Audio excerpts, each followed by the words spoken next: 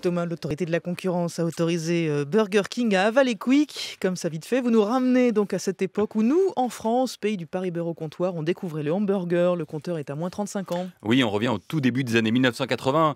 Et si les Parisiens ont pu découvrir les burgers à l'américaine depuis le début des années 60, avec le restaurant Wimpy de Jacques Borel, le roi français de la nourriture industrielle, puis quelques années plus tard, en 1972, avec l'ouverture toujours à Paris du premier McDonald's, la province échappe plus longtemps au raz-de-marée de ketchup qui envahit la capitale, même si Mathilde Munoz, qui est bien connue ici, m'a appris qu'en 1952 avait ouvert chez Joe à Châteauroux, donc premier burger en France.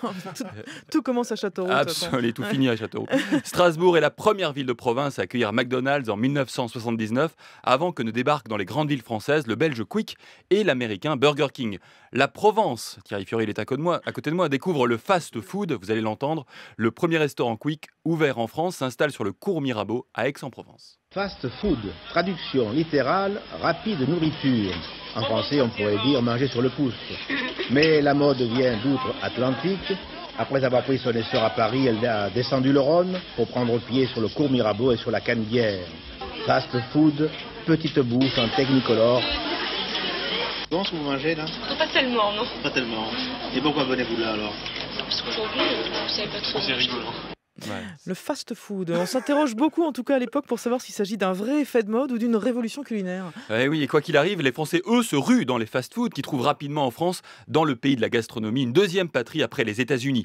Dans les années 90, dans un marché ultra dominé par McDonald's, la concurrence est rude entre Quick et Burger King, devenus entre-temps anglais. Et aux grandes dames de ces aficionados, en 1997, une décision radicale est prise. Au pays du jambon beurre, il n'y a pas de place pour 3 marchands de burgers.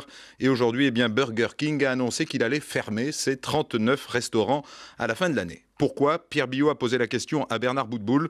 C'est un homme de marketing spécialisé dans la restauration.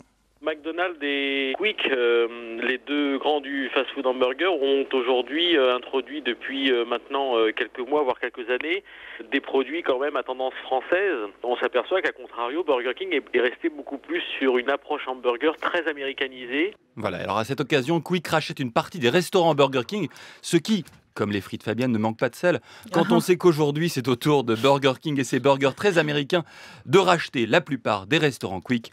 Mais cela nous pose peut-être la question d'une nouvelle preuve de l'américanisation de la France. Merci beaucoup.